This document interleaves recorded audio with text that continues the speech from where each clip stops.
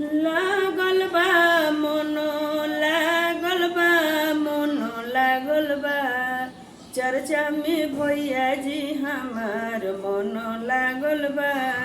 चर्चा में बहिना जी हमार मोनो लागल बा लागल बा मोनो लागल बा मोनो लागल बा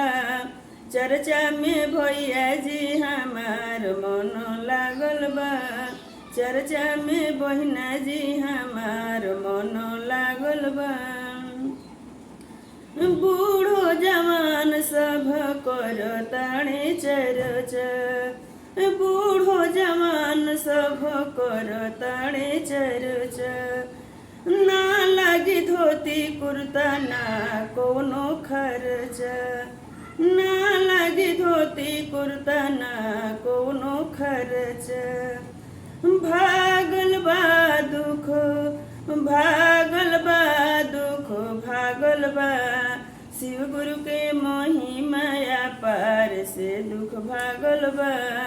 शिव गुरु के महिमा पार से दुख भागल बा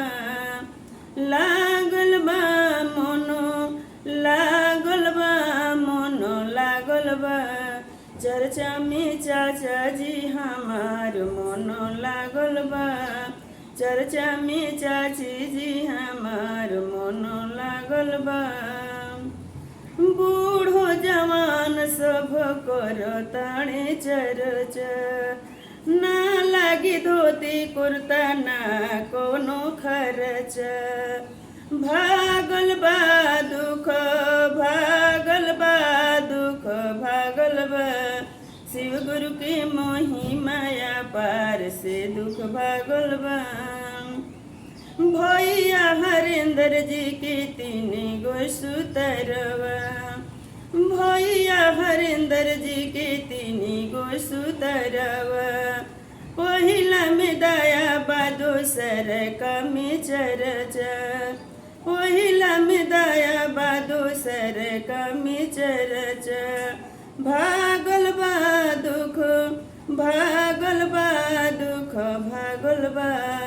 नमः शिवाय से प्रणाम दुख भागल बा नमः शिवाय प्रणाम से दुख भागल बा।